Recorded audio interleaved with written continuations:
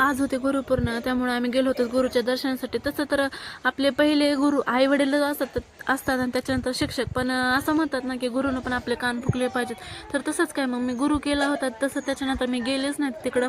म्हटलं आईनाच आहे यावर्षी, तर चला मग कशाला हागे करायचे, जाऊन येत. मग मस्त दर्शन वगैरे झाले, त्यांचे पाय वगैरे धुतले. त्याच्यानंतर मॅडम म्हटल्या की मम्मा मला पाया पडायचे आणि तो माझा व्हिडिओ कर. तर मॅडम इतका वेळ मध्ये जाऊन बसल्या होत्या ना पाया पडत, ते कारण ते गुरूंचे वडील आहेत, त्यांची समाधी आहे.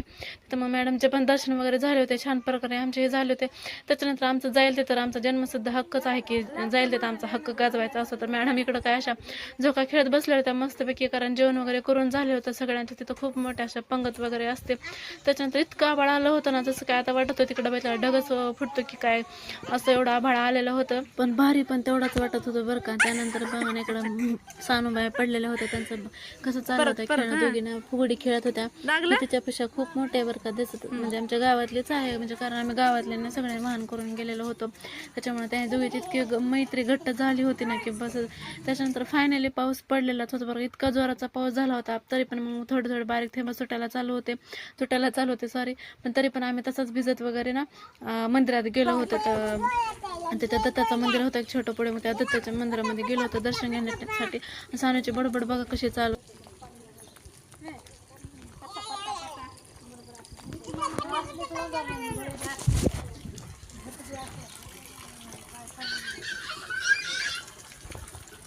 तर सगळ्यांचे मस्त दर्शन वगैरे घेऊन झाले होते ना, आम्ही निघालो होतो गावाकडे जाण्यासाठी.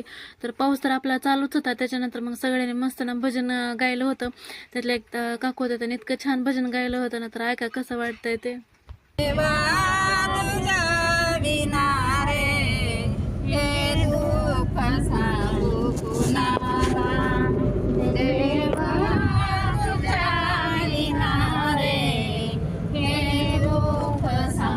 तर संध्याकाळी आल्यानंतर साहेबांचे कपडे वगैरे इस्त्री करायचे होते, ते काय